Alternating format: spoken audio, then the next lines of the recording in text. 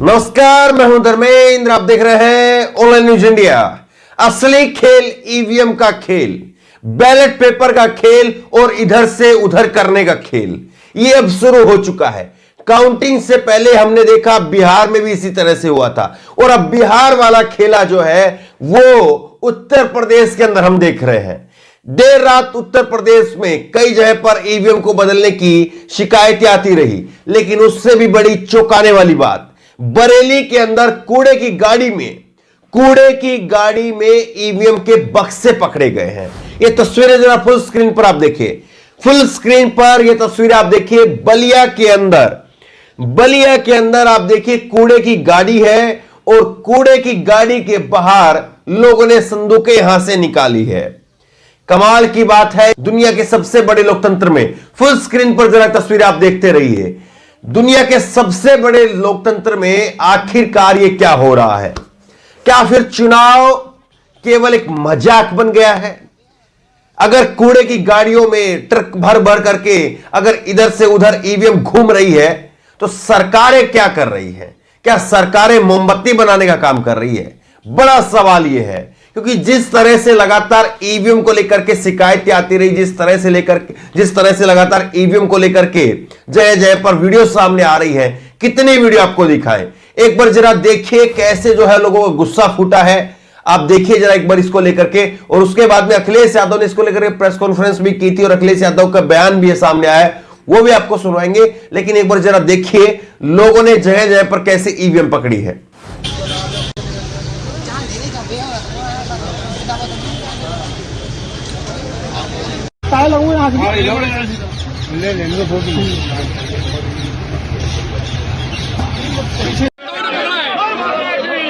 आप दिखा सकते हैं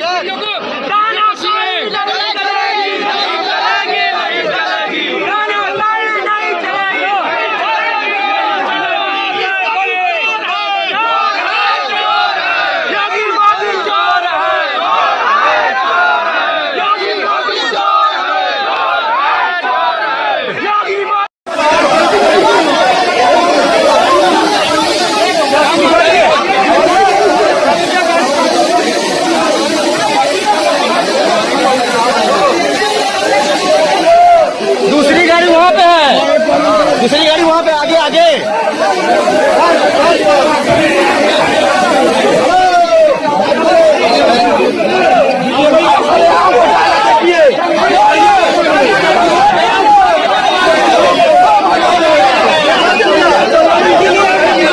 पिछले कुछ एक सालों की बात करें तो ऐसा हो गया है कि मतदाता को विश्वास नहीं है कि जो वोट उसने जिस पार्टी को हराने या जिताने के लिए डाला है वो वोट वो काम करेगा या नहीं करेगा, वो वोट दूसरा काम तो नहीं करेगा। ये कुछ एक सालों में एक नया भारत जो है वो खड़ा करने की कोशिश हो रही है। इतना मजबूत भारत हमारा और इतना मजबूत हमारा चुनाव आयोग हुआ है। आप सोच करके देखिए, एक बहुत बड़ा काम जो है वो पहले की सरकारों ने किया है चुनाव आयोग को मजबूत करने का। और ये मजबूत करने का काम क्या था? ये मजबूत करने का काम ये है कि आज देश में जब भी चुनाव होते हैं आपके गांव-गांव में ईवीएम मशीन पहुंचाने का और गांव-गांव में ईवीएम मशीन लगने का जो है वो काम हुआ है। सोच करके देखिए, बहुत बड़ा काम है ये, कोई छोटा काम नहीं है। लेकिन उसके बाद में उस ईवीएम की सुरक्षा आज मौजूदा सरकार तक नहीं कर पा रही है। वो पूरा स्ट्रक्चर, पूरा ढांचा जो है खड़ा कर दिया कि गांव-गांव में ईवीएम मशीन ले जाकर के गांव-गांव से वहां कर लोगों को वोट जो है वो डलवाया जा सकता है। वरना सोचिए अगर एक जिले के अंदर केवल एक मतदान केंद्र होता तो कितनी भीड़ होती और वहां पर कितने लोग जाते, फिर कितने ही लोग जो है वहां पर जाने के लिए छोड़ देते कि चलिए इतनी दूर कौन जाएगा, हम नहीं जा रहे वोट देने के लिए। लेकिन पहले की सरकारों ने इतना बड़ा काम किया कि जगह जगह पर गांव-गांव में जो है वो ईवीएम मशीन पहुंचाई ताकि हर कोई जो है वोट डाल सके। लेकिन आज की सरकार केवल एक काम नहीं कर पा रही है, उस ईवीएम को सुरक्षा नहीं दे पा रही 3 दिनों के लिए। 3 दिनों के लिए ईवीएम को सुरक्षा नहीं दे पा रही है। जब भी काउंटिंग होती है, जिस किसी राज्य की बात आप देख लीजिए, उस राज्य में किस तरह से ईवीएम को लेकर के अफरा तफरी मचती है, ये सब आपके सामने है। अब आप एक बार जरा अखिलेश यादव को सुनिए। अखिलेश यादव का ट्वीट आपको दिखाते हैं, फिर उसके बाद में उनका बयान आपको सुनवाएंगे। वाराणसी में ईवीएम पकड़े जाने का समाचार उत्तर प्रदेश की हर विधानसभा को चौकन्ना रहने का संदेश दे रहा है। मतदान में धांधली की कोशिश को नाकाम करने के लिए सपा गठबंधन के सभी प्रत्याशी और समर्थक अपने अपने कैमरों के साथ में तैयार रहें। युवा लोकतंत्र के व भविष्य के सुरक्षा के लिए मतगणना में सिपाही बने। तो ये जो है वो अखिलेश यादव ने कहा है। एक बार जरा सुनिए, अखिलेश यादव ने प्रेस कॉन्फ्रेंस करके बड़े गंभीर आरोप जो है वो बीजेपी के लिए, बीजेपी के ऊपर और चुनाव आयोग पर लगाए। सुनिए जरा।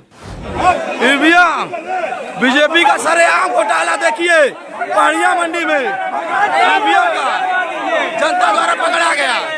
ईवीएम चोरी, यही बीजेपी सरकार है, देख लीजिए।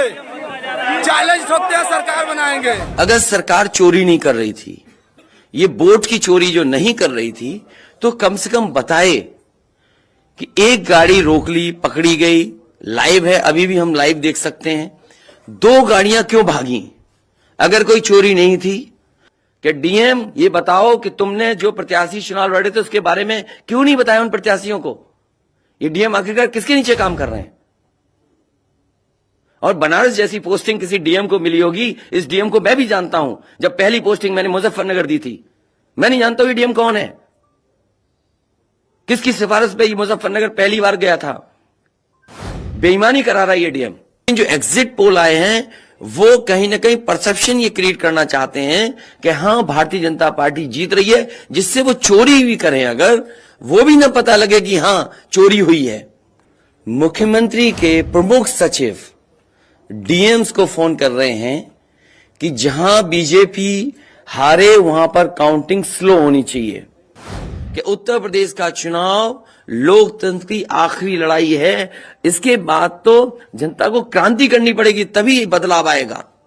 अखिलेश यादव ने जब चौतरफा हमला बोलना शुरू किया, उसके बाद में एक डीएम को लेकर के उन्होंने कहा, जब उनसे सवाल पूछा गया कि डीएम आखिरकार होता कौन है, डीएम जवाब दे रहा है, तो डीएम होता कौन है? ये वही डीएम है, और डीएम का बयान भी आपको सुनवाएंगे। ये वही डीएम है जिस डीएम को मैंने पहली पोस्टिंग मुजफ्फरनगर में दी थी। तो इस डीएम को क्या मैं नहीं जानता हूं? देखिए, अखिलेश यादव जो है वो खुद मुख्यमंत्री रहे हैं, और अखिलेश यादव के पिता मुख्यमंत्री रहे, उनको भी मालूम है सत्ता कैसे चलती है। सत्ता में, और इसीलिए मैं कहता हूं कि हर सत्ता में बैठे सत्ताधारी जो लोग होते हैं, उनकी चमड़ी जो होती है वो बहुत मोटी होती है। ये एक अलग बात है कि समय के साथ में जो है वो बदलाव आता है, समय के साथ में जो है, और विपक्ष में जब होते हैं या सत्ता में जब होते हैं या जब अहंकार में होते हैं, तब अलग अलग बातें होती है। लेकिन अखिलेश यादव यहां पर कह रहे हैं कि मैं भी सरकार में रहा हूं, हमारे भी डीएम दोस्त हैं, हमारे भी पत्रकार दोस्त हैं, और वो मुझे भी मैसेज करते हैं, फोन करते हैं। ये अखिलेश यादव ने कहा। और उसके बाद में देखिए डीएम का जवाब आप सुनिए। ये डीएम का जवाब है, एएनआई की न्यूज स्क्रीनशॉट आप देखिए। कल वाराणसी के काउंटिंग कर्मचारियों की एक कॉलेज में ट्रेनिंग है, इसके लिए 20 ईवीएम मशीन ले जाई जा रही थी। उसे एक छोटी गाड़ी में सवार कर कुछ लोगों द्वारा रोका गया।